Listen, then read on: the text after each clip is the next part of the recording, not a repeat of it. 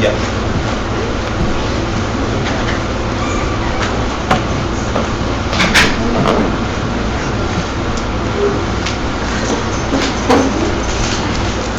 Hello. Hello. Hello, Mike. Hello. How you going? It's Australian, though, mate. Welcome, everyone. Thank you so much for coming. I figure it's hot out. Well, it's not hot outside, actually. It's lovely outside. It's so nice that you're all here. Let me find my notes. Can you pass those?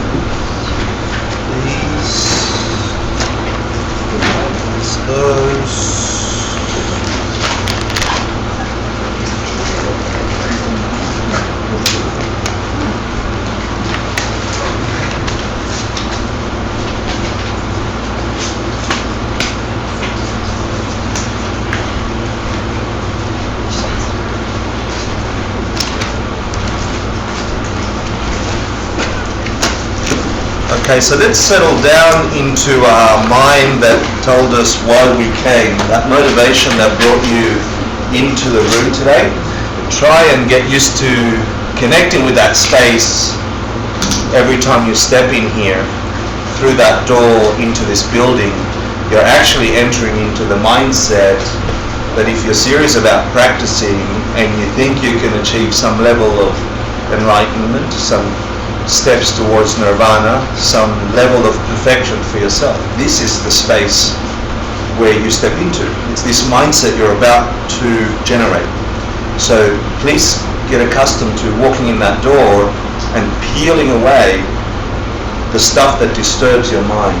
Leave it outside. Allow yourself the 2-hour luxury in this world to begin to generate that being where wisdom lands, turns into realizations, can then affect the thing that you're going to put into when you walk outside, the skin of yourself that's out there in the crazy world, yeah, in the other world, in the not so real world, and then this becomes more real eventually. So let's do that for a little while. Think of why you came, and then don't believe yourself. Check it again. Go, hold on, really? Am I just giving an answer? That will make the entire difference to how you hear my blah blah.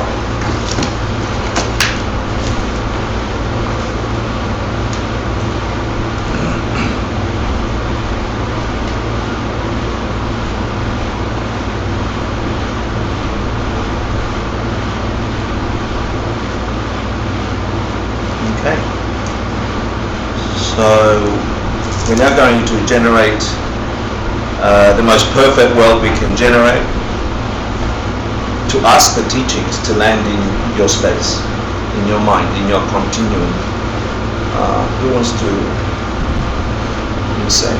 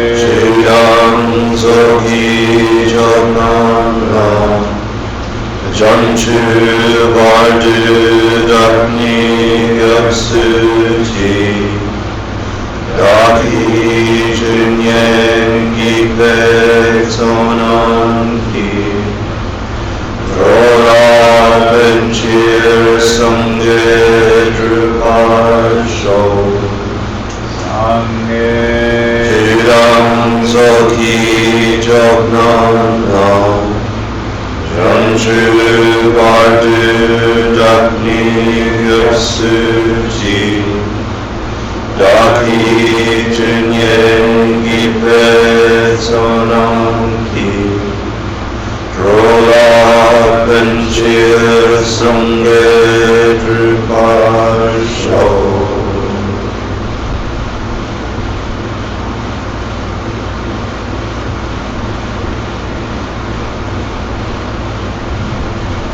So take a comfortable seated position. We're going to generate that mind that will allow wisdom in by doing a quick meditation.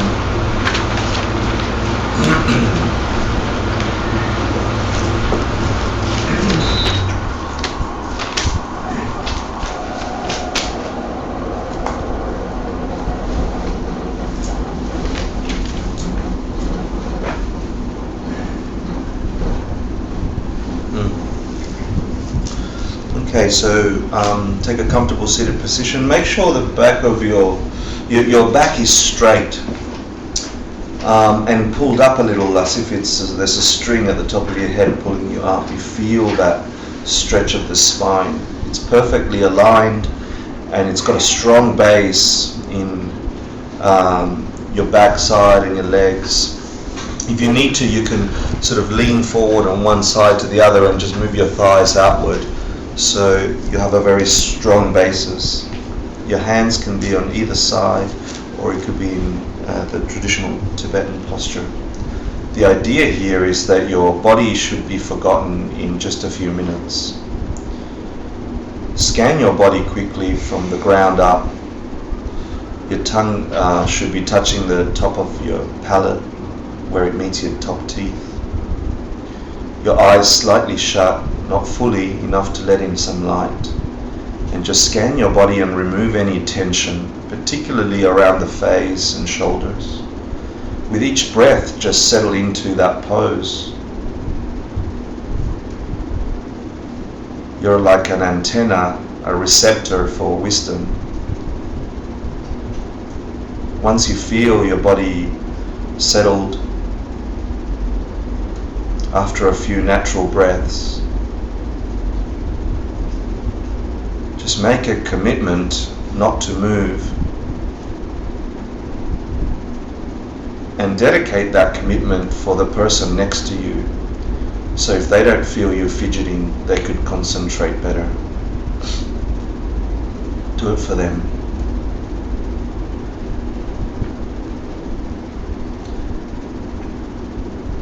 Try and generate an awareness of the space we've created inside this room. Scan it in your mind.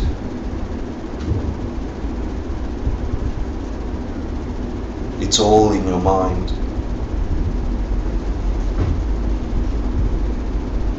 Bring that awareness to the inside of your skin now. Feel what it's like to be in your body.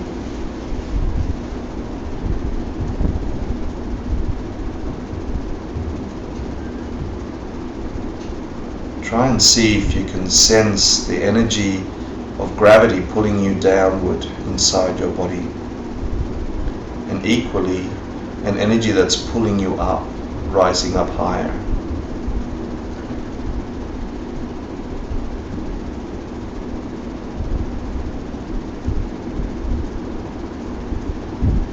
Now bring your awareness to your breath.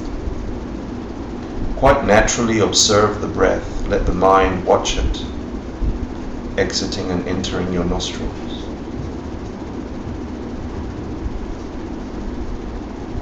Try and focus your mind on the sensation on the very tip of your nose as the air exits and enters your nostril.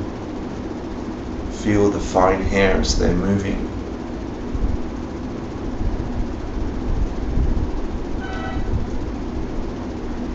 See if you can tell the difference between the exit and the entry in terms of the temperature of the breath.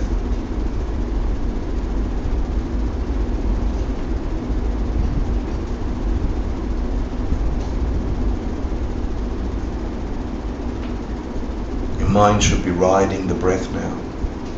They are one.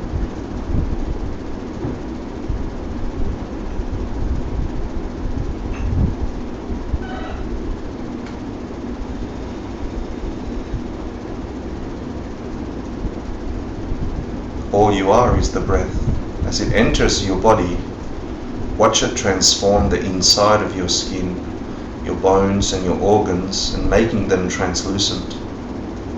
With each breath, everything inside of you disappears a little more.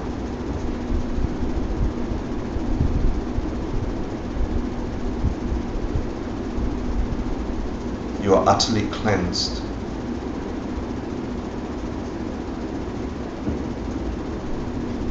All you feel inside is infinite blue sky.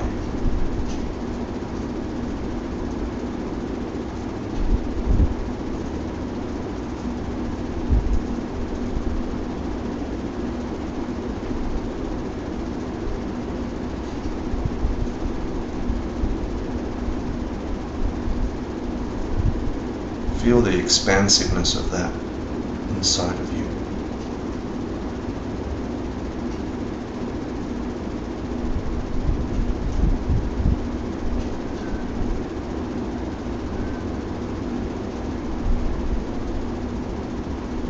Now I'd like you to call upon the most enlightened being you can imagine, the most evolved person, the wisest, the kindest, your highest being. Ask them to please come and meditate with you, to sit in front of you in meditation posture, knees touching.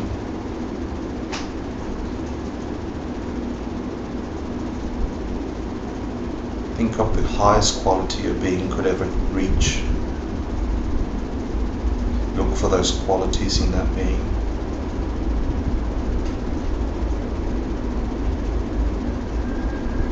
Find some detail about them that is magnificent and extraordinary.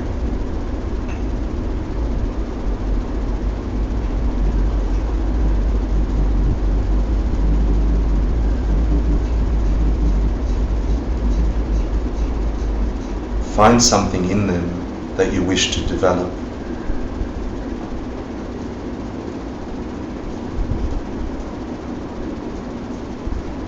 Imagine they can read your mind, and upon noticing that you're seeing this, they grant it to you, or wish to grant it to you.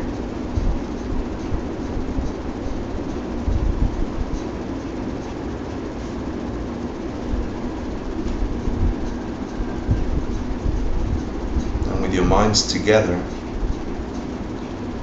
think back at an obstacle that prevented you from the next level of evolution you could reach. Something you did specific over the last 24 hours that wasn't so wise or so clever, that actually brought some negative emotions into the world, some negative actions into the planet.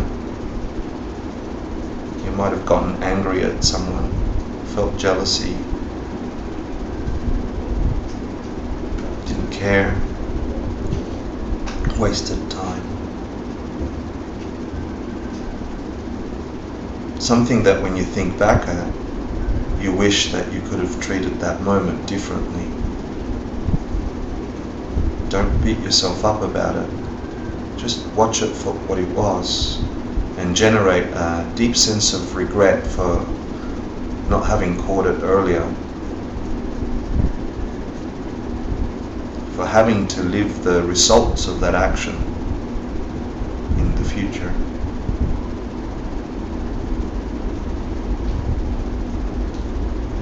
Make a commitment to try not to do that activity again over the next couple of days. Be specific about it.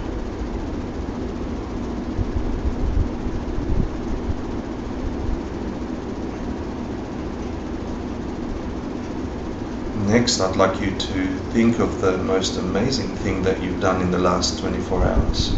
Some deep goodness in your heart that arose.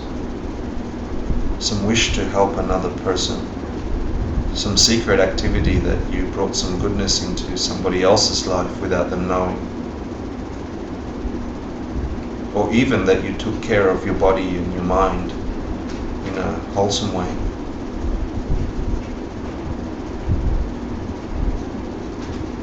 Or the fact that you just came here seeking for something ultimate and meaningful.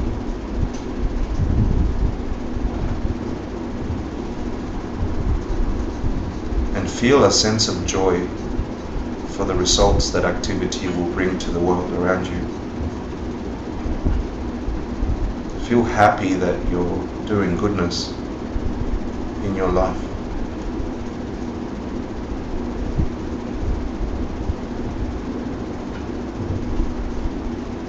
And just imagine how many other people on the planet also have done some goodness, and feel a deep joy for them. Think of the magnificent beings around the planet who are working hard to help others get happy.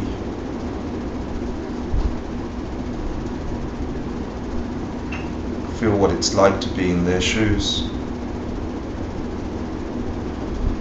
And just feel happy that they're in the world that you perceive.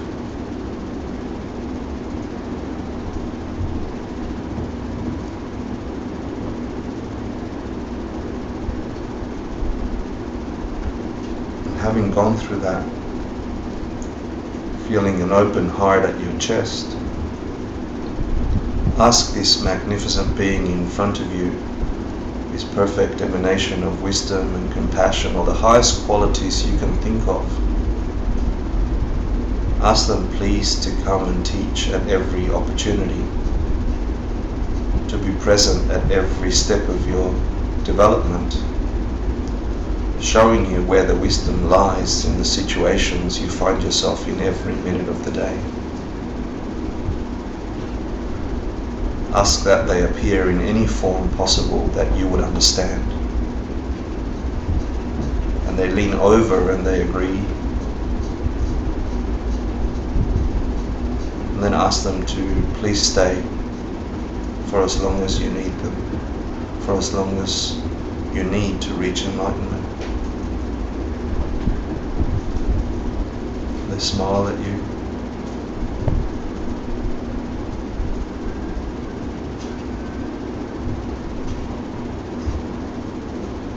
They agree. And as they do, they start rising up above their cushion, beginning to turn the same direction you turn, shrinking down and getting tighter and more intense in their luminescence until they're about the size of a thumb, and they're floating just above the top of your head. At the crown of your head they float. You feel this body, their light, their energy up there. Feel the intensity of that being ever present at the crown of your head. It's like a protection or an amplifier for your body as an antenna for wisdom.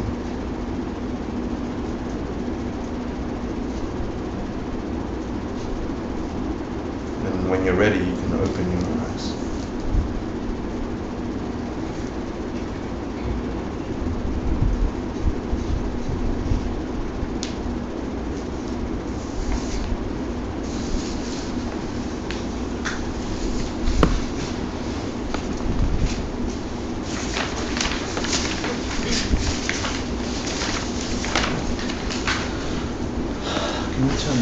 These lights on. We need more light in here, and the aircon on, please. I want to thank all of you for that bloody amazing focus that you all did. That was amazing. Either that or I just went off something. That was really, really good. I don't think we've had that kind of focus. So does that mean we have to bring more Tibetan monks over? So people are far away. I feel like everyone's gone. So, what are we doing here, people? Does anybody know what class we're on? 2.4. About 4, right? Yeah. Nobody's got a clue. It's the 5th time getting together. It's the 5th time we got together, correct, but we're on class 3. 3.5. Yeah. So, the first class, we did a review of the first course. ACI 1, the 3 principal paths, called Lam Rim in Tibetan, Namsam, thank you. And then that said that you need three things, three states of being or mind to turn a body that deteriorates and rots, a mind that feels suffering in this world, that sometimes we get happinesses and often and always they'll go away. It says they need three states of mind to shift that type of being into a being who no longer feels suffering, but instead feels utter and complete bliss all the time. And we've named it Nirvana, enlightenment, Buddhahood, blah blah. So it says you need these three states of mind to reach there. That was course one. So we remember what the three paths were. You know I'm doing this for a good reason, right? So what's the first of the three paths? Spit it out. Renunciation, meaning? Not to take, not to be pulled into the interests of the world, of the concerns, and not to want to desire them and make it part of your life. So if you have renunciation, can you buy a sexy dress and put it on like I did yesterday? No. If you have true renunciation, can you have money? Yeah? Really? Yeah. Oh, okay, good. So what's renunciation? The understanding that everything that you have, you will eventually lose. And you'll understand that you're going to lose the memory of ever having it. So you understand that. You can understand that and not have renunciation. You might just go for the next thing. Choosing to break out of the system. Cliff? To give up on this life. Sorry? To give up on this life. To, you know, like... This life, though, we have to say what this life is, because that could be right. Yeah. Cliff? You can have money, you can have sexy dresses, Thank you. Lots of relationships, you can have your own special dress, but what you renounce is the idea that your happiness is going to be inherently contained in those objects, rather than in your mind. Great. So, Grace, right? Is that, no. What's her name again? Oh, Suzanne. Suzanne, sorry, I thought it was Grace. So in that respect, yes. Yeah. Okay, so that's one. You're fed up with the cyclic existence of this world. You need this, by the way, if you're going to use this knowledge and make it practical. Yeah. The only reason I'm drilling it to you in your head is because we don't get this at school, or at home, or in the movies, or in the books. We are told, we believe, most of us in this room believe you're going to get happy getting some of those things, if you are who you seem to be. Yeah? That's why I bought the red dress. No. So you're fed up, you figure it out. All the stuff you've been habituated to thinking that you're going to get happy with, you're not getting happy with. And at some point, either because you're old and fed up, or something wakes you up. Some life tragedy that makes you see these things. Some horrible thing hits you in the face. Hopefully when you're young enough to start molding your mind in the new ways. Hopefully when you're young enough and something horrible happens to you, you wake up a little and you say, I'm sick of it. And with that energy and that, you seek renunciation. But renunciation is not enough. Like we learned in the Lamson Namsun, you need two other things. What's the next lum? Lum, lum, lum, lum, lum, lum, lum. Bodhicitta, right. So you know my take on blah blah words, right? So someone describe bodhicitta. Actually, we're going to cover bodhicitta again today, but someone give me an essence of bodhicitta. Somebody, this word bodhicitta, going once. Yeah, I'm going to ask you that you yell out because the aircon's the wish. Full enlightenment. Yeah. The goodness of all things. The wish for full enlightenment. Yeah, not like half-assed enlightenment, not the whole, all of it, right? Yeah, let's get the full caboodle. Nice. We're going to actually find out why it's full enlightenment, not shitty enlightenment. You know, today we're going to talk about it, hopefully.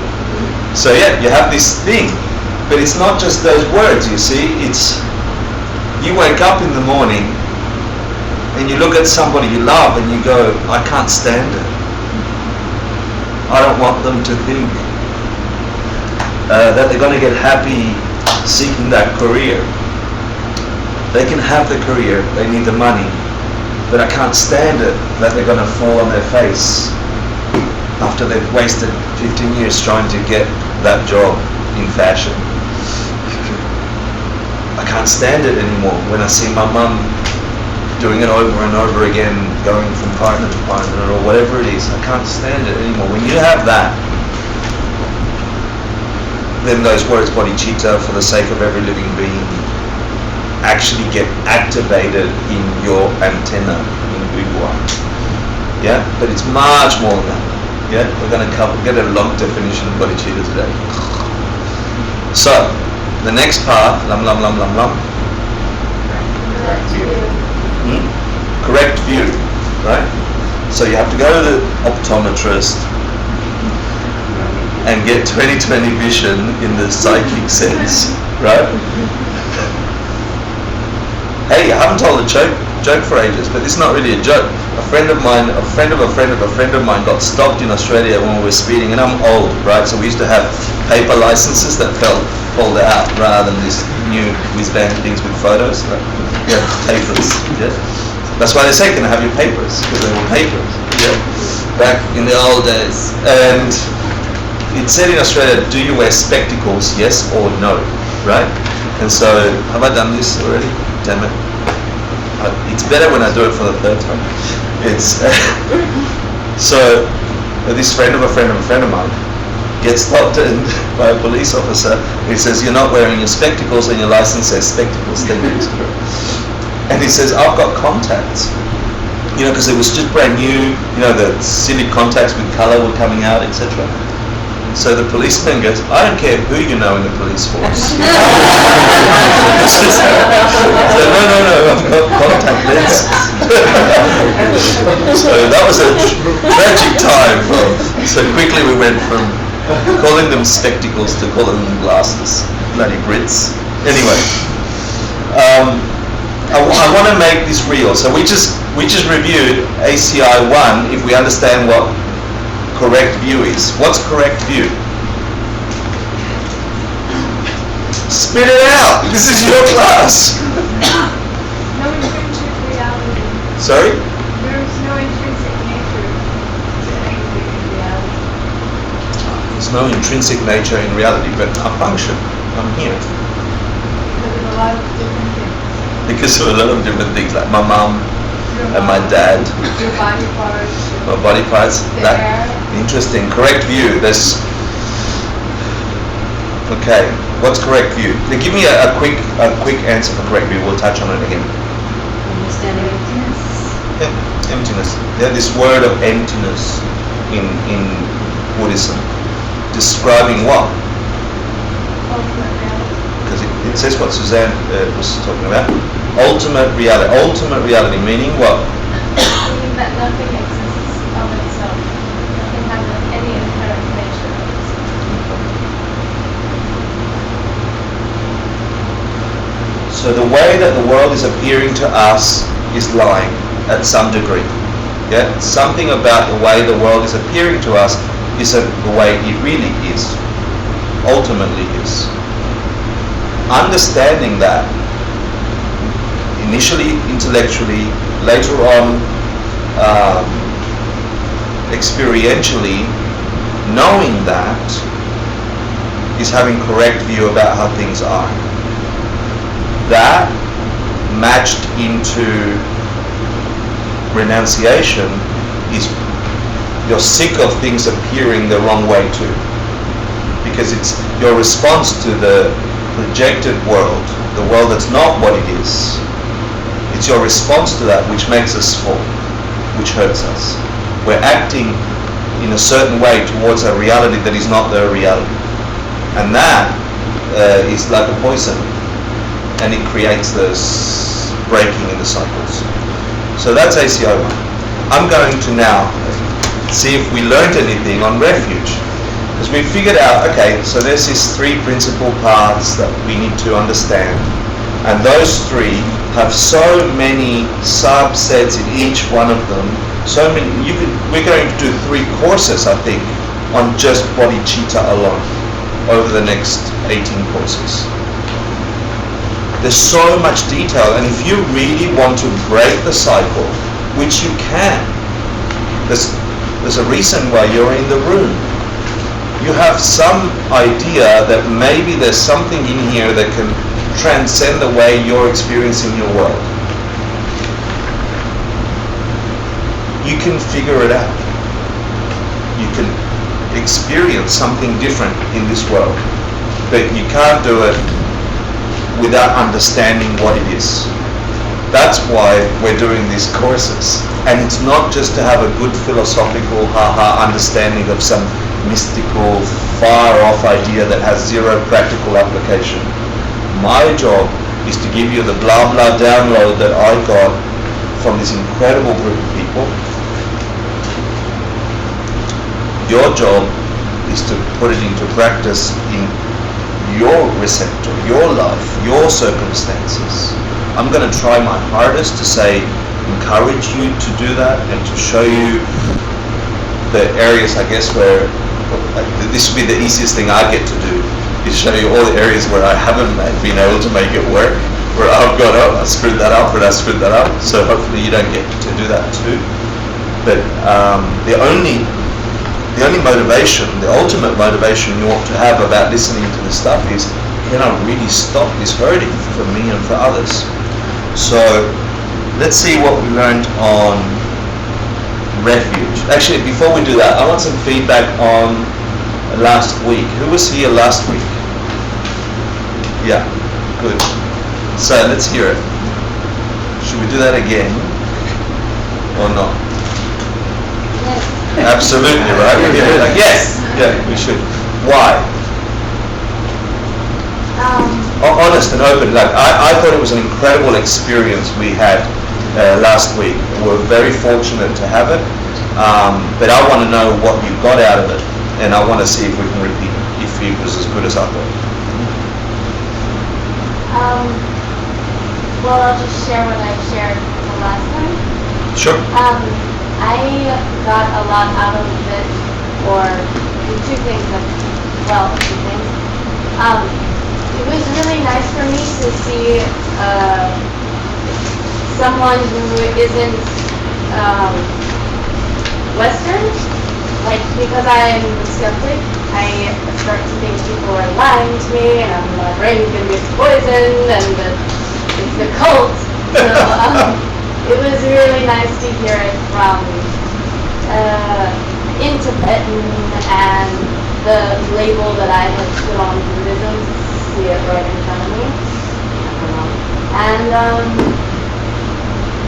I really appreciated them. And with his teaching,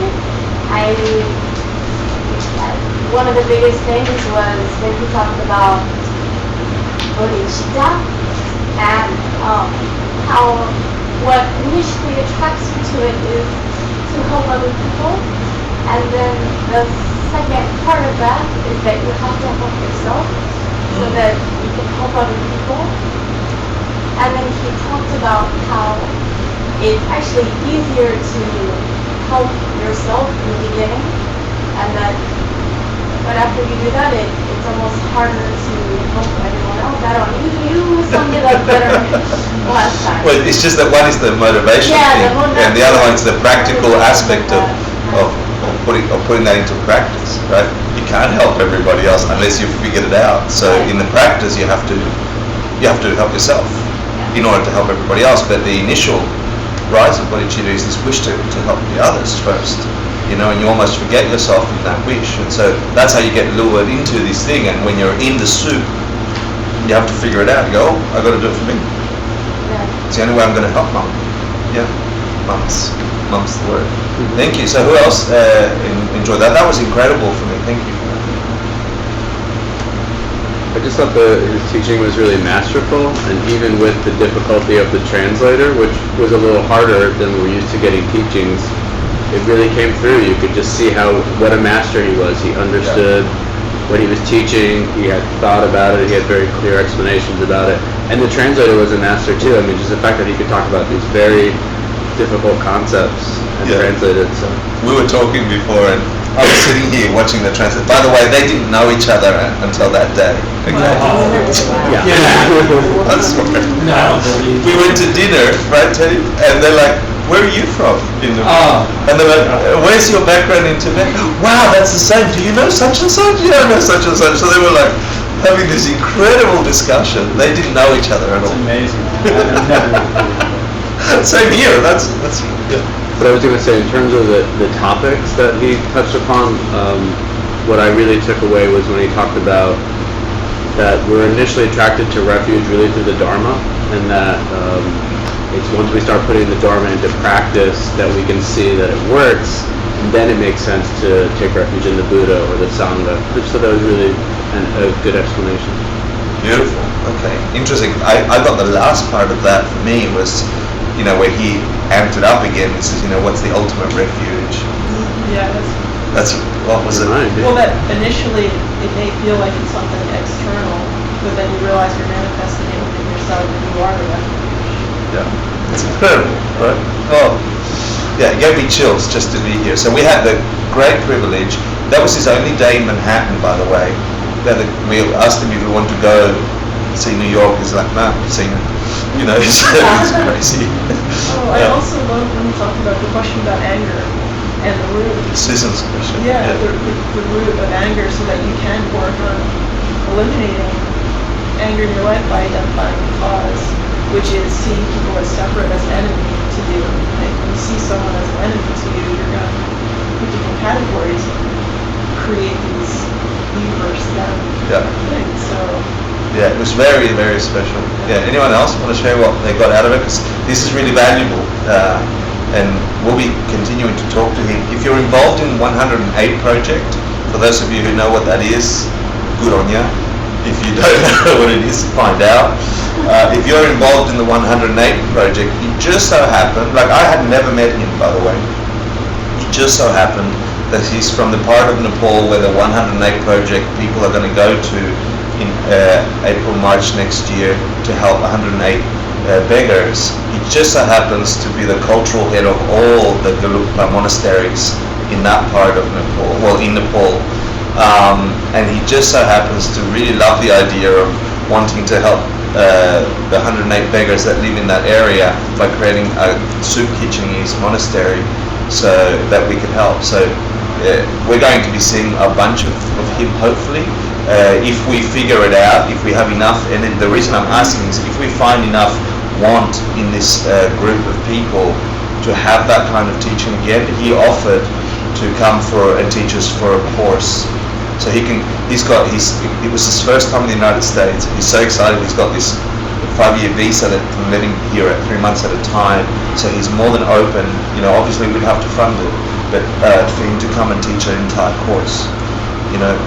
So I think that would be extremely beneficial because I'm sitting here downloading what I've learned from Westerners as well, and I had the privilege of learning for some Tibetans, but there is something incredible that happens when you see a person that's lived and breathed this in their cultural setting, and it's even hard to describe all the non-verbal associations that validate the teachings for you, and for me anyway.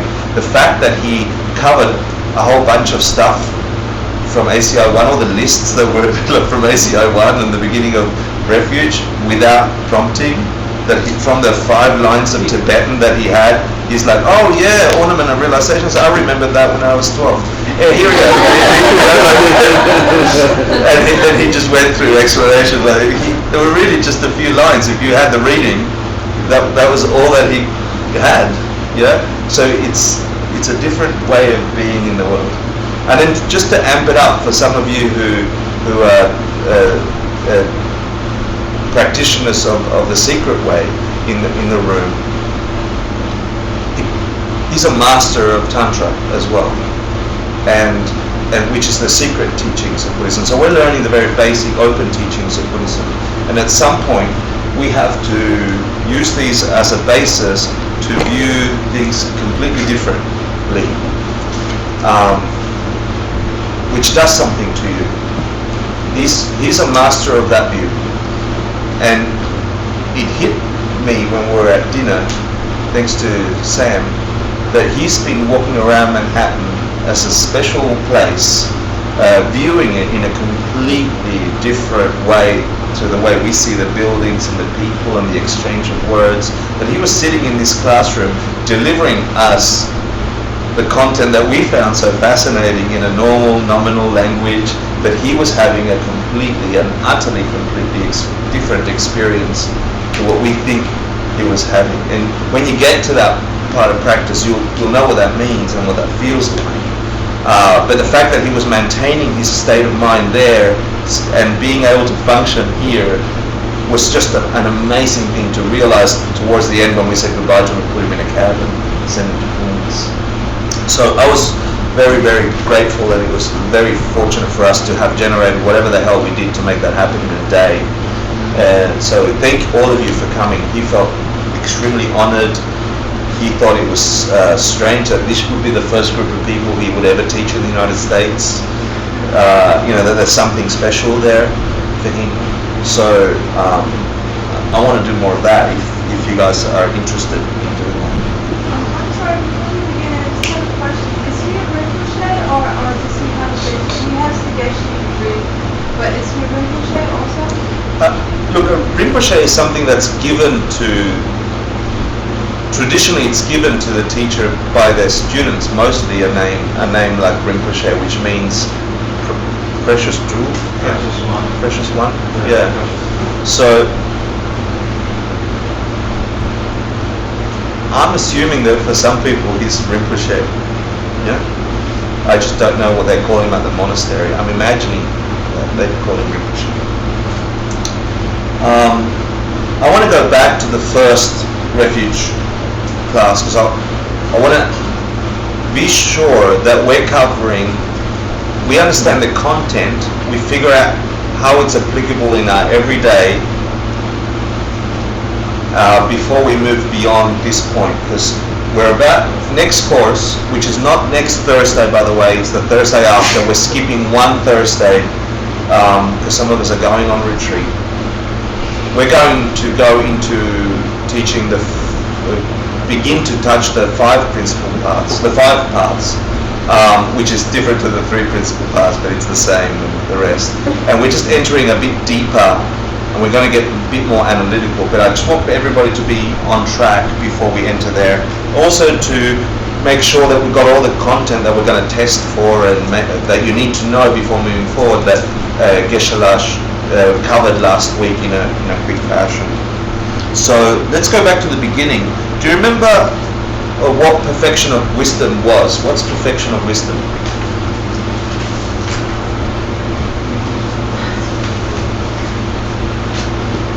What the definition is? Sure, give me the definition if you want. If not, just give me your 2 cents worth. Just a quick. What's perfection? I was just wondering if that's what you're asking. Yeah, quick definition of the perfection of wisdom. There you go. It's coming to the realizations, teachings that you learn, actualizing the teachings. Perfecting the teachings of yourself. You could, I guess, call it that. It's actually perceiving emptiness with bodhicitta. That's one way of explaining it. The perfection of wisdom in the context of the 6 perfections of Bodhisattva, right? The sutras that we're talking about, the perfection of wisdom, collection of works. The perfection of wisdom sutras are sutras taught by the Buddha that relate to wisdom, that relate to emptiness. Okay. And then together they're called what?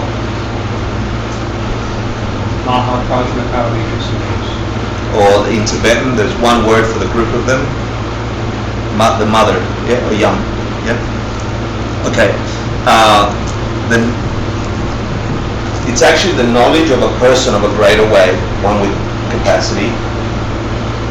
the knowledge of their experience of emptiness with bodhicitta. Okay, that's perfected wisdom. We're studying that over to get an understanding of refuge. Yeah. What's the root text that we're studying here? This is important because actually I covered it already. What's the root text? Do you remember? Sorry? What's the root text that there's a text that we're studying from that's in your readings, and that root text is where we're deriving all the information for, so you know that it's valid information, that it's not something made up by somebody in some time. You know, that it's not made up by me, not made up by Geshe, not made up by Kevin Fisher. Sorry? That's course 1. This is course 2. Thank you. The Ornament of Realizations by Maitreya. Dictated to Asanga. Yeah? Can you explain that again? Yeah. So, who's Maitreya? Yeah. Who's Maitreya? Anyone? The future Buddha, right?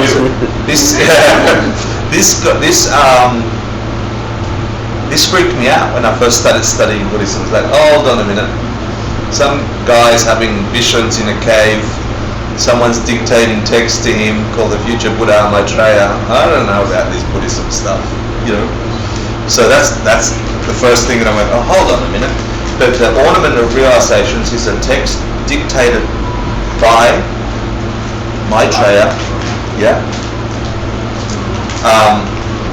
who's known as the future Buddha, to whom, again, Arya Asanga, yeah, who was an accomplished master at the time. Around what time? 350. 350 AD. A long time ago. Yeah. Yeah.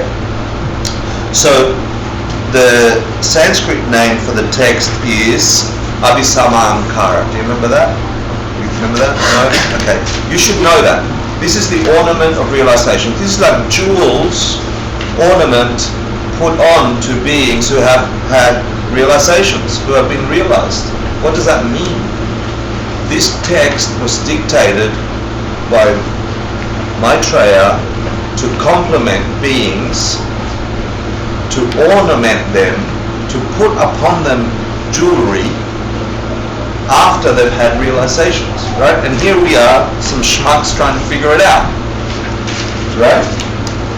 You must be a very realized being to understand the depth of content in this Abhisamankara, in the Ornament to Realizations. It actually, if you've had these realizations, this text totally lets you step into your next evolution. You go, aha, of course, I get it. What's the point of the text? Yeah? And it's very difficult text. So, can you hear the beings yelling underneath this? You're like, help me, I want the Ornament to Realizations. Let me at them. So, we're not studying that text. We're studying commentaries upon commentaries on that text. So somebody, you don't have to get all of this right, just give me some depth of understanding of what I guess the Indian commentary and then the Tibetan commentary. Anyone remember that? No? Around 850 AD, there was an Indian commentary. I don't remember it either. I'm looking at it myself. It's called The Clarification of the Meaning. Yeah, because the Ornament to Realization was so in depth that we needed some clarification on the meaning of that. Around 850 AD, Master Aribhadra. And then the Tibetan commentary on that was done around the 1490s by Kedrup Tempa Darje. And that was called Analysis of the Perfection of Wisdom. It's only that text that we're learning to understand the previous text, to understand the Ornament of Realizations. All of them congruent, all of them match perfectly the sutras, the words spoken by the Buddha. They augment the three principal paths. The reason I want you to know this is you need to have some certainty, like you were saying, Sarah, that we're here listening to non-Western people. That gave you an undefinable reason, some silly kind of faith, right? Something hit in your heart that said, oh, this is good, this is true. I don't have to worry about this idea that you could go to the clarification of the meaning if you knew how to speak Sanskrit or read it, and if you could go to the Tibetan commentary, the analysis on the perfection of wisdom. If you could go back to these, you could on your own go and clarify this content. So this is supposed to give you that same sensation, understanding that we have a valid, solid lineage that's tested and unbroken. Okay?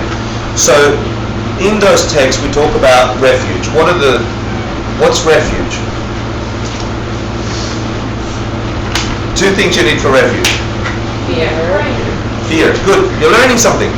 This is this is the space where you should go, hooray. Stop suffering. Sorry? Stop suffering. You're fearful of something, and then you have the second thing, which is Something you go to. you've identified something that you reckon, sorry, that's Australian for you think, you reckon it's going to help you. Right? Come in, might be a Buddha. Yes, you come to the right place. Hello. It is. So you need two things. First of all, and this is where it becomes practical for you, because you go to refuge all the time. I go to refuge all the time. Think about the last time you thought something was going to help you. I want more food. I'm hungry. I want more money. I want some companionship.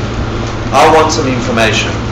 I'm bored. I'm going to play on my iPhone to satisfy this busy, weird, unknowing, uncomfortable aloneness.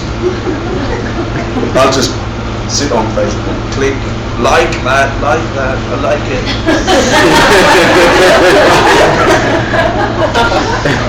It's weird. You do it all the time, and it's getting faster and faster and faster. Think about it. I like it. And that satisfies something, and that satisfaction didn't last. So you look for the next thing that you need to like, and it still doesn't fulfill you. So you look for the next thing you need to like. Until your mind, like a monkey, looks for the next thing that can occupy it for a little bit. Food is great, sex is fantastic.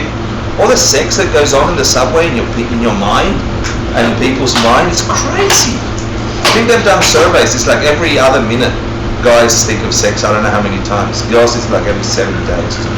I'm joking. That was provocative. That was... Average human being is every 5 minutes. Is it? Yeah. There you go, there's some crazy statistic. That's a kind of refuge that we're seeking. We're like, I don't know what to do with this weird emotion that there we go, nice legs. like, we should have a legs page. Anyway, so we do refuge all the time. Yeah, we need to go and seek something. We've done it since we were kids. I'm unhappy with something, I go to mommy, because she can fix it. Yeah? She says, go ask dad. You're like, don't. No. But to be a Buddhist, to qualify to be a Buddhist, you must go for refuge to 3 things, or to one of these 3 things, or more of these 3 things. What are those? Buddha, Good. Buddha, Dharma, Sangha. Okay, you're learning stuff. Imagine that you could figure out what that means practically. Because that doesn't mean anything to the UPS guy that just walked in. He can't help you. Hey, Buddha Dharma Sangha, you'll be right. Like, what does that mean? Place with Yeah. appears in the suits and courage and makes me Well, first of all, it's not the Buddha Dharma Sangha technically, is it? It's the Buddha jewel, the Dharma jewel, the Sangha jewel that you go for refuge. So that was the beginning of class 1. So give me something about the Buddha jewel. So give me some quality or something. There are 3 qualities of the Buddha jewel. Uncaused is good. There were 3 things together that the Buddha jewel had possessed. Love was one of them, good. Knowledge was another one. And power. Yeah, power, love, and knowledge. Yeah, how can, because can the Buddha really help you? Okay, so you're sitting at home, you feel the deep loneliness of just being on your own. Nobody's calling you, there's no more pages to like on Facebook, you've reached the end of the internet. No more pages.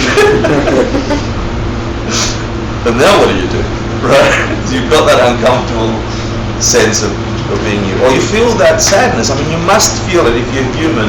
You must feel that loneliness that is to be human. You must feel that you need it fulfilled somehow. That you could turn to a lover or something to satisfy, and sometimes they don't. You reach out to family and sometimes they don't. Yeah, this is one of the horrible tragedies about being around so many people and then feeling lonely. I mean, it's a weird thing. It's those times, or if you're fortunate, when a horrible thing happens to you, when a tragic thing happens to you that can wake you up, you come close to your death. You think that you're going to die. You realize that you might be so sick that this could be it. And you get that early enough in your life, and then you go for refuge seriously. You know, it's not like you go, I need something that can help me, and then you go seeking, you go searching. In those times, you got to figure out, you need to understand what refuge is. Because the refuge we have in food and sex and all those creature comforts don't last. They just don't stay. At the minimum, to be a Buddhist, you must have refuge in one of the three jewels: Buddha, Dharma, Sangha. So can the Buddha really help you? He didn't help you, or not help you directly. What's the proof that the Buddha cannot help you? He's done so already. He would have done it already. Like, bing. Why am I still lonely? Why do I have to use Spencer? If the Buddha from their own side could have done any kind of rescuing you for the refuge you're seeking, it would have already been done. Same with Jesus. Same with that was my biggest problem with my Creator God as a Catholic. Is that if He was all-knowing, why did He have to drown everybody and start again? If He knew that was going to happen, what a bastard. Or He couldn't do anything. So either He couldn't do anything and He didn't care, or He could do something and He cared but couldn't do something. Either or. The same applies here to the Buddha. So what's the power? Because we know that He's got knowledge. Yeah? Knowledge of what? Sorry, the three things: knowledge, love, and power. Knowledge of what? Reality. Exactly. Ultimate knowledge of reality. He has figured it out. Like you can figure it out. There is no wall from its own side appearing as a wall. There is no hurt, no angry person coming at you on the subway, staring at you, creating hatred in your gut. Never was. The only way that got created is some other way. That reality is lying to you. Buddha, awakened beings, know that. You can know that. You can figure that out. So then after you have knowledge, and then of course you have to go through 18 courses and 5 years of study to really understand it. After you've got knowledge, what's the next step? Love. What's love?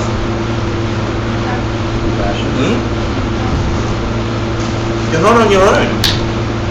You want to help Mum. You're like, wow, I understand the ultimate nature of things. It's not the way it seems. You should.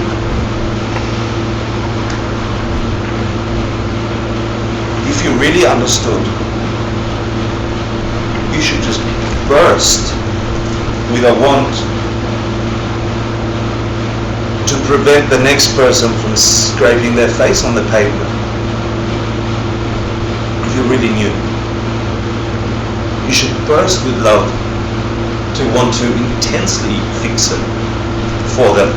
But because you understand that the only way to fix it is by doing something yourself, you just get at work. You just start working at it. And then, what's the power? What's the power? Can they come with a magic wand and go, ka-ding, you're fixed? What's the power of a Buddha? Teaching. Yeah? Yeah, teaching. That's it. The rest, so here I am teaching. Yeah? Why are you enlightened? I mean, I copied all the information they sent me through the millennia. It's arrived to me through the like page on Facebook. Oh, by the way, we set up this 108 project. Erica's not here, right? But we had to create an email address that would create, and she created J. Tsongkhapa as the as the administrator of the 108 project. Good on you. Thank you, wherever you are. So then on my Facebook appears, help J. Tsongkhapa find his friends. I'm like, I can't help him. Anyway, just as an aside. When you realize those things that we just discussed about some of the qualities of the Buddha jewel, and you understand how they function, they can be real refuge. They can really help you. You can reprogram your mind, understanding that knowledge, figuring out that love. Really help you. Ultimate power. Okay, what's the Dharma jewel? I'm really slow today, sorry. What's the Dharma jewel? Teaching. The body of knowledge, the teachings. Okay, let's go through all the qualities of Dharma. Okay, what's a Dharma?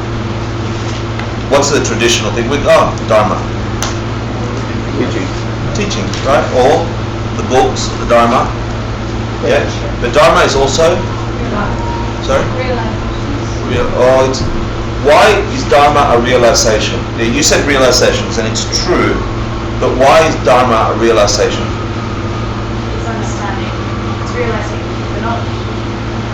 The reason it is because the word Dharma just means existing object. It's a thing. The highest or the most ultimate thing is those realizations. They're all objects. This is an object. A mental object is an object. A realization is a Dharma. The highest Dharma, the ultimate Dharma, is direct perception of emptiness. If you could pierce into the way things really are, the ultimate thing, nothing beyond that thing. There's no more subsets beyond that point. This is the ultimate. If you understood that, everything that you experience is understandable. And then you can act upon it with correct view, which means you will get the correct result. Right? That's the ultimate Dharma. That's protection. A direct perception of emptiness, a direct understanding of how this is working. Why these words are landing in some ears and going ka-ching, and some other ears and going, oh. Yeah? Didn't come from the words. So understanding that is protection. True protection. What's the Sangha jewel? Everything is Good. Give me the nominal one. Everyone gives me the really good answers. Start with every being that has seen emptiness directly. Aryas or Arhats? Wow, am I just doing this for myself then? You guys know everything. I'm depressed now. No, I should be happy. such a wonderful teacher. La la la. Good. So any being who has seen emptiness directly, ultimately, right? Normally people know as the Dharma, as the Sangha, as community of monks and nuns or Dharma community, etc. So why then, page 1 of 6, why then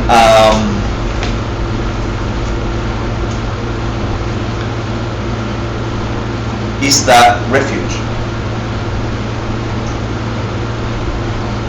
Don't give me an answer. Why is beings who have had an experience of ultimate reality, walking around on this planet, rare beings who have had an insight into the ultimate nature of existence, walking around on this planet, the same air that you're walking around, in the same time that you're walking around? Why is that protection?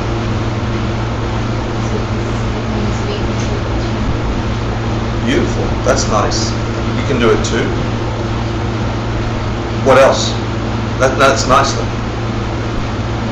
They want to help me. Well, they can teach you. Yeah, you can just go to them and go, hey, can you stop clicking like on Facebook? And then they can help. Yeah. As they understand causality, they can give you advice based upon what they see happening. They can give you the tools to create the causes to truly create the reality that you want to see. How beautiful. Thank you, Tony. Nice. That's protection. So then that's end of class 1. Class 2, we covered the 5 divisions and the 8 qualities. Remember that? No. 5 divisions of what? Of ultimate refuge, right? But initially there were 2 types of refuge. There's just your mum and dad refuge of food, sex, drugs and rock and roll. That'll make me happy, and they do. Yeah?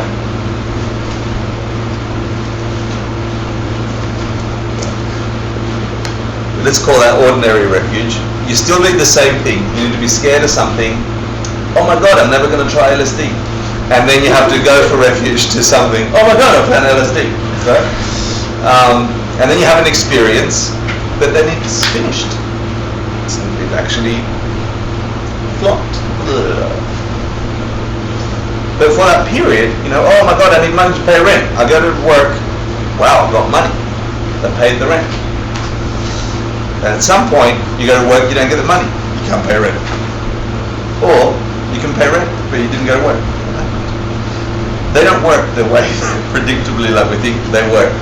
But they are refuges. And we do them all the time. Yet to be a Buddhist, you have to have one of these 5 divisions of refuge, right? The first 3 related to what? Do you remember that? This is important because we now have to figure out, how does that apply to the UPS guy? How does that apply to me when I wake up in the morning feeling like my life isn't working? Or I've been doing this activity in my life and I still don't feel fulfilled. If you want to feel fulfilled, sorry? So the first 3 were to do with motivation. Okay, good. So someone remember the 5 divisions of refuge, of ultimate refuge, because you have ordinary refuge or relative refuge or worldly refuge, meaning I'm lonely, so if I go and date 20 people at once, I won't be lonely anymore, or I'm hungry, if I do these things, I'll get filled with food and I'll be happy, and then you're not happy anymore because you got sick on donuts. So this worldly refuge, but then the 5 divisions of ultimate refuge or Buddhist refuge or exceptional refuge. The first 3 related to motivation or people of small capacity, meaning what? The small capacity is those people that are looking for refuge from lower rebirths in the future. Yeah. Basically, this life sucks, nothing's going to happen, but I don't want to be reborn as a turtle. As a turtle, yeah? unless you're a Ninja Turtle, and then I'd be really good. Yeah, no, as a turtle or as a whole being or as a hungry ghost. As anything. Anything lower than human. Okay, so for bare minimum, to be classified as a Buddhist, you must go to refuge with this first motivation. A person shared with a person of smallest capacity, which is you are concerned with death. You wake up, you walk around your day, and you're just looking at frail people walking around. You see them not capable to lift their feet up onto the bus. You see people wheeling them around. You see parts of their faces peeling off, the skin not falling, their eyes droop, no hair, spots on their skin, tubes, having to wear, what do you call them? We call them nappies. Diapers, yeah, not being able to remember things. You see the deterioration of a being, and you begin to get concerned about, oh shit, that's coming. What's going to happen to me when I die? Have you ever wondered what's going to happen to you when you die? Have you actually given it time? Because, it's the only certainty. You can't even guarantee that you're going to get sick, by the way. It's highly likely, but you can't guarantee you're going to get sick. You could just die, and beings do. They get born and they die. So to be qualified, to be the very lowest being who can take refuge, Buddhist refuge, you must be concerned with what's going to happen to you when you die. And then you think, well, it better not be worse than this.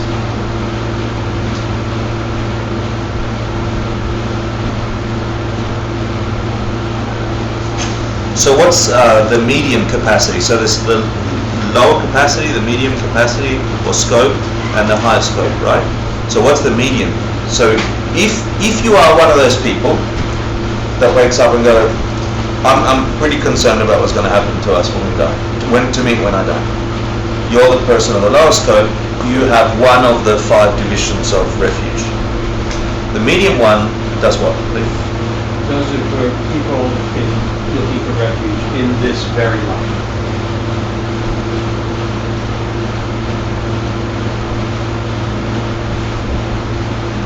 For themselves. What does that mean? Yeah. Well, there's suffering in this life, and they're looking, or we are looking for a way of liberation, of freedom from suffering now, as we live in this community, in this world, not in the future world. That's the Middle East world. So from this cyclic existence. Yeah. Yep. Okay. Here now. Ready? They're interested in the attainment of nirvana in this life. How does that relate to what Cliff just said? Individual liberation. Yeah. How does that relate to what Cliff just said? Could say the refuge in this life, right? So the middle scope practitioner is not interested in the attainment of liberation for others, for the sake of others. They're interested in the attainment of liberation for the sake of liberating themselves from the cycle of pain. From the cycle of pain. So they want to reach nirvana, if you like, in this lifetime. Yeah? They're like, I'm done with the cycle of suffering that I see here. It's more than, there's no use in coming back as a human, because you're going to do it again anyway. So I'm done with the cycle altogether. Yeah. But can't it be, even the attitude of not even being concerned about coming back as a human or the next life, just that you've had it with the suffering in this life, you're looking for something better, a way out in this life. It doesn't have to be the next life. No, correct. Yeah, that's You're correct. looking for it now. Right now. I want to achieve a state. It's not, I'm saying it's just not something that's out there in the future. I think that's more of the small scope. In the middle of the scope, I think that the people, it's religion. I can do this now. Yeah, correct. Yeah. Why does it have to be this way? Why is it less if I see that would mean that a person who's 90 years old and is like knows I'm gonna die in the next 5 minutes, he's never able to get to the middle or to the highest scope, so he's never gonna reach, because you need all of them, right? No, you might share it with them. It's interesting. It's an interesting question because you have to consider that the first scope, the person that is interested in what's going to happen to them when they die, to even have that motivation, you must presume a couple of fundamental things that I'm not sure we presume in the West clearly. Yeah? Number one, that the mind is a continuum. I mean, the whole idea of past and future lives from the Western perspective is wacko. So, understanding the scope of the lesser capacity presumes that you believe the mind is a continuum.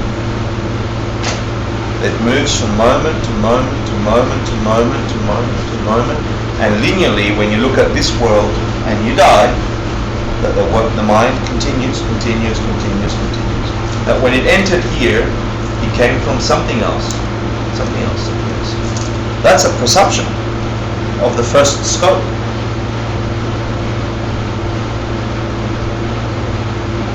The next. I'm sorry, every religion says that you can go to some heaven or some place after you die if you're good. Yeah, but we never consider where we came from. Yeah, like here, we're like, oh, I just arrived. Yeah. I mean, that was it for me. I don't know about for you, but it's like, here I am. Yeah. It must presume this idea of a continuum of mind. The other thing it presumes is that there are other realms of existence. That you could have an existence lesser than that of a human.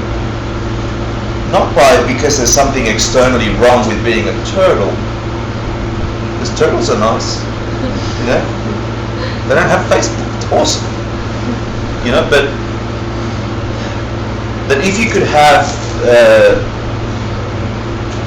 it presumes that you have an understanding that there's more than one realm of existence in this reality, shared reality that we have with turtles. So that alone is hard enough for Westerners to get the lower capacity. My understanding of the medium capacity is that you understand that the mind is a continuum, that yes, you could have different iterations of a life, and they could take many forms, grouped into up to 6, big groups of hell beings, hungry ghosts, humans, animals, demigods and gods, grouped in that kind of thing, not externally, not literally from their own side as if they were separate from you, but forced upon you by your karmas to have an experience of who you are, of that kind of being. Just like a dog is a dog, a monkey is a monkey, and that mind in that creature is limited to perceiving and forced to perceiving the world in a specific way, caused by something. So the medium capacity, my understanding of that, what I've been taught about that, is that you're done with all that. That it's not so what that you understand cause and effect and that nature, the blankness of the nature of everything. That if you figured out just the right courses to produce a really hot, sexy body, a really beautiful lock of hair, if you figured out the cause and effect to get the sexiest 20 partners at once, and then the changing the law on marriage,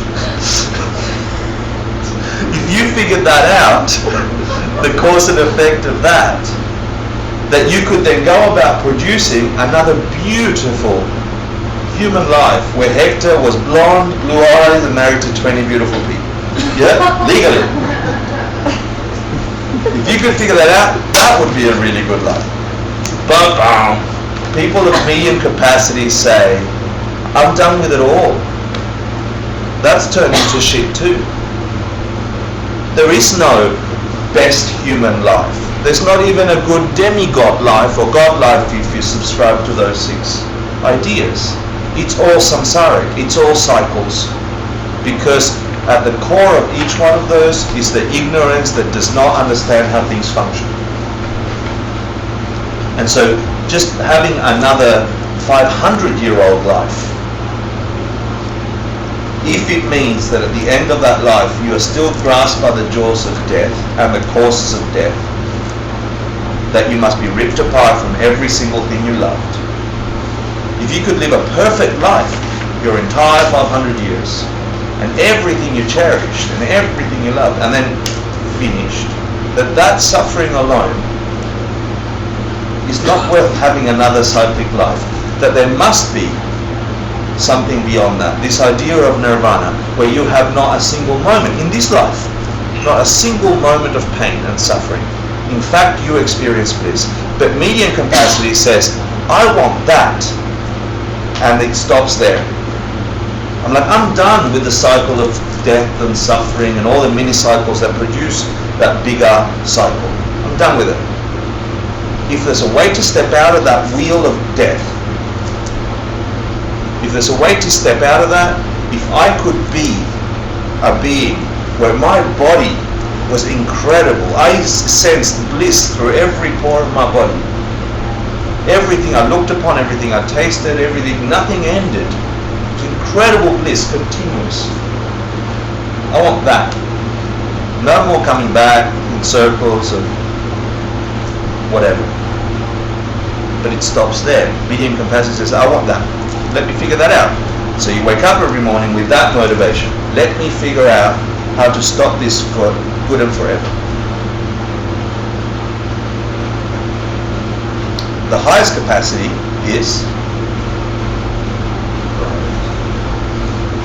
you share that, but then your mind goes, hold on, I'm not alone. I wake up in the morning and I know that you can get out of this place the way that I'm experiencing it.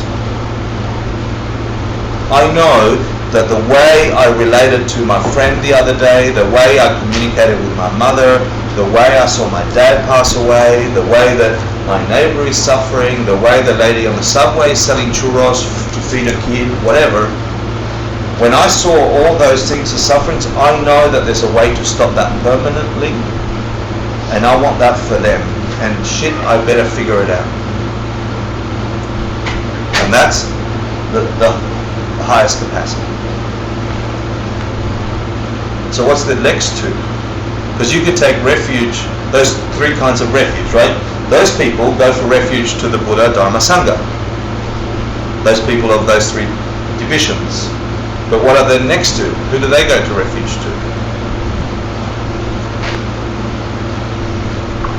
So 1, 2, and 3 are people of small capacity, medium capacity, highest capacity. What's the 4th one? Result. Huh? Say that again?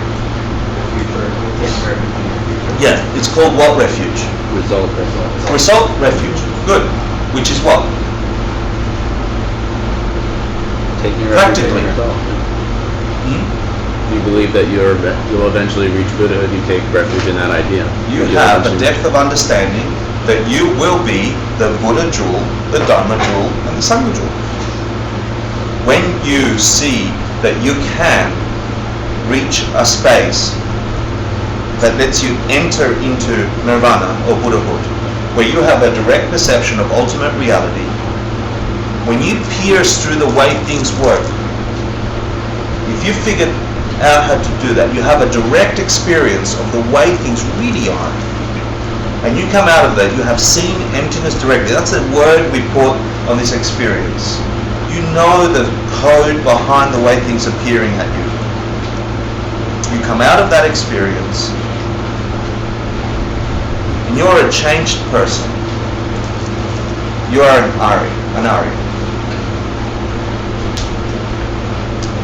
Which of the jewels are you? How many of the jewels are you? 2. 2? 3? Arya, Arhat. If you're an Arya, how many of the jewels? If you're an Arhat, how many of the jewels? Which of the two? Dharma jewel and Sangha jewel. Not the Buddha jewel. Thank you. So you are the Dharma jewel and the Sangha jewel as an Arya. As an Arhat?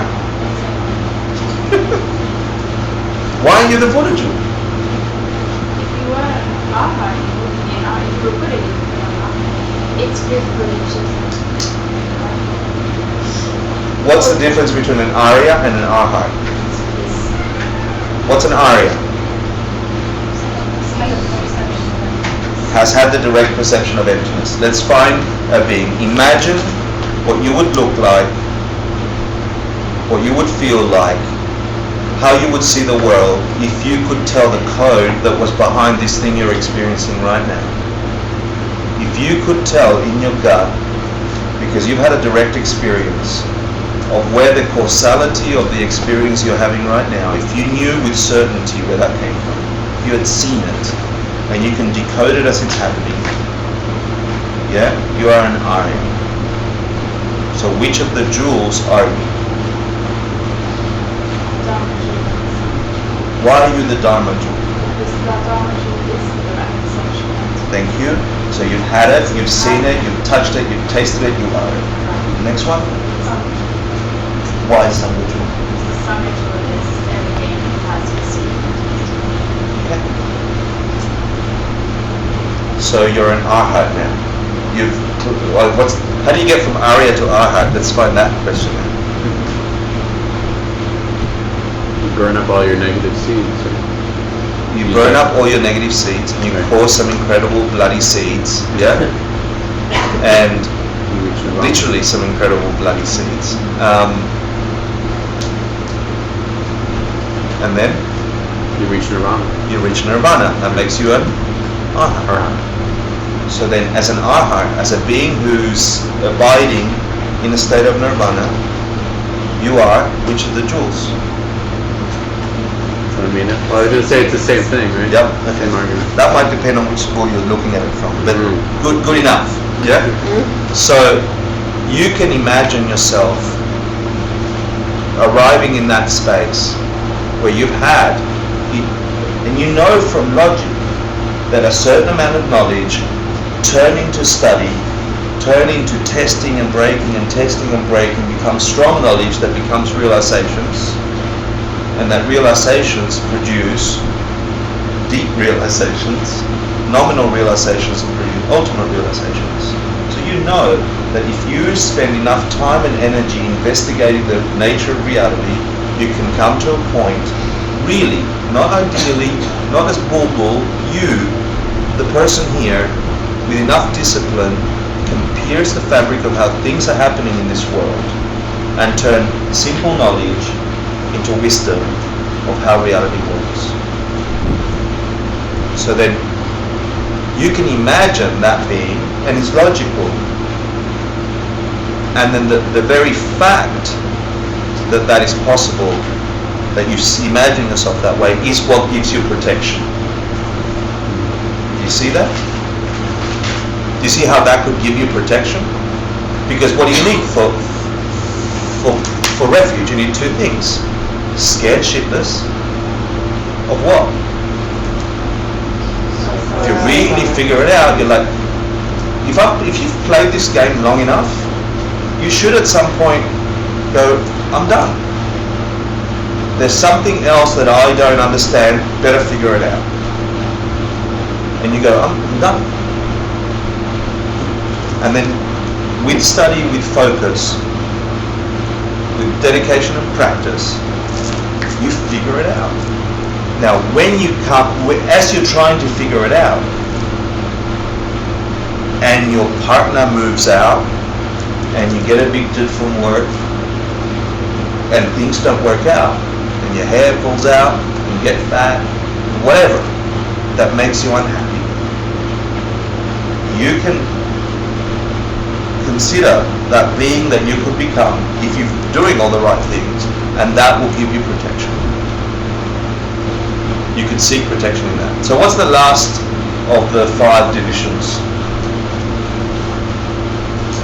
It's simple. It's sort of weird because for me it's I don't know why they divide it that way, right? It's like it's the same as the others in a way, in the first three in some way. It's cause refuge, right? Which is what? Refuge in another person that's done what? Who has the result of what you're seeking. Yeah, so you get a refuge in a being that you know I've seen entering it directly. You know that it is one of the jewels that you see in them, you're experiencing them, that thing you're seeking, which is the ultimate nature of everything, understanding, so you can get on with it. Yep, self-refuge. Good. Do you remember the definition? I'll do this in 5 minutes. Do you remember the definition of going for refuge? We talked about it a couple of times already. First, you need a couple of things. You need fear. You need this idea that something can help you, and then you go ahead and go there. Remember, it was not being outside the pavilion going, oh, refuge, refuge, refuge, pavilion, pavilion, or getting drenched. You actually need to go and stand under the pavilion and go, oh, I'm not drenched anymore. Yeah, I'm under the pavilion. I've taken refuge. So, do you remember it was the mind that of its own accord, remember this impulse of its own accord, not forced, the mind of its own accord, right? Puts all its hopes in that object, in that pavilion. That's the act of going for refuge. Let's take a break. Can we come back at 20 past? And then we'll finish up in 10 minutes. Yep, sounds good. Any questions? Merry Christmas. Happy birthday. Take a drink, have a discussion.